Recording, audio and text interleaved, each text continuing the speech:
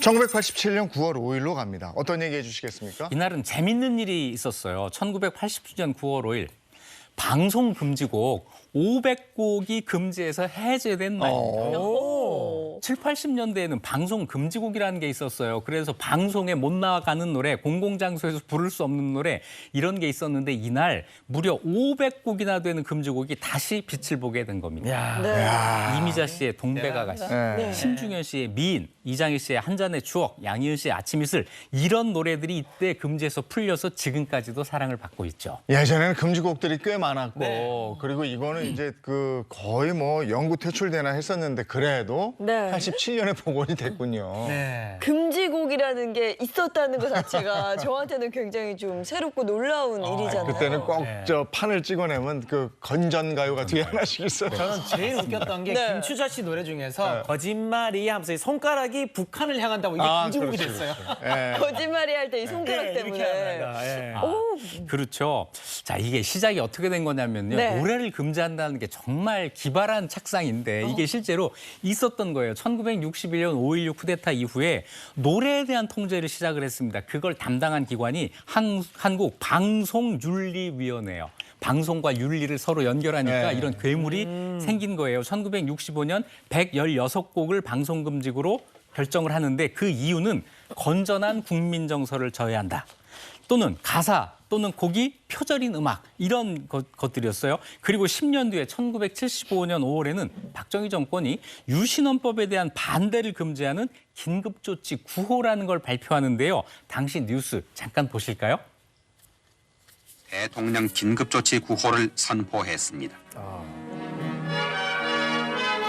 이 조치는 국론 분열과 국민 총화를 저해하는 유언비어를 퍼뜨리거나 사실을 왜곡해서 전파 보도하지 못하게 하며 학생들의 불법적인 집회, 시위 또는 정치 관여를 금하며 재산을 해외에 도피시키는 일 등을 금하고 있습니다. 긴급조치 9호. 이 많은 통제가 있었을 거고 이 대중가요계에도 아주 그냥 먹구름이 까맣게 낀 거죠. 네, 사회의 모든 부분을 통제를 합니다. 긴급조치 9호 이후에 대중가요 금지뿐 아니라 장발 단속, 미니스커트 단속 이런 것들까지 줄줄이 나와요. 6월 5일 날 문화공보부 공연활동 정화대책이라는 걸 발표하는데 명목은 퇴폐 풍조를 없애거나 미리 막기 위해서였습니다. 그래서 1975년 10월 2일 222곡을 금지했고 12월 10일 6곡을 추가로 금지했습니다. 당시 금지된 곡들의 그 이유가 제가 봤을 때 되게 재밌을 것 같아요. 이유도 재밌고 궁금해요. 왜 그랬는지. 네, 그 이유가 이런 거예요. 외색, 일본색이라는 거죠. 표절, 창법 저속, 가사 저속, 퇴폐와 허무, 애상, 불신감 조상, 품위 없음, 불건전, 작가가 월폭했음, 심지어는 사유 없음 이런 것도 있었어요. 사유 없이 금지 이런 거예요. 이 중에 외색으로 금지된 가장 대표적인 노래가 1964년 발매된 이미자의 동백아가씨였습니다. 야, 황당하잖아요. 그렇죠. 이미자 씨 오늘이 있기까지의 발판이 된 노래 동백아가씨. 동백아가씨. 이게 외색? 뭐 일본풍이다 이런 거예요? 네, 그 당시 트로트잖아요. 네. 이 트로트가 일본의 엔카하고 노래 분위기가 유사하다고 해가지고 외색이라고 지목이 된 겁니다.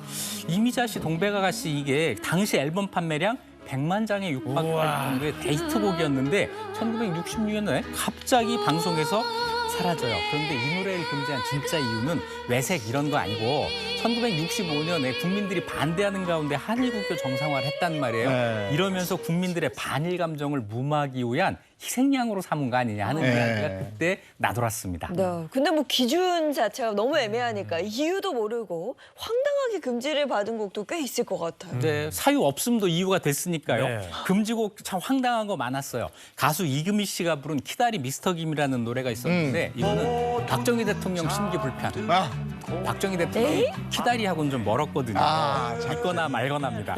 이장희 씨의 대표곡 그건 너라는 노래 다들 아세요? 예, 이게 예. 5만 장 팔린 아주 히트곡인데요. 가사 중에 모두들 잠들은 고요한 이 밤에 어이의 나홀로 잠 못 이루나 하는 요 대목이 있어요. 그런데 늦은 밤까지 잠 못 드는 이유가 뭐냐?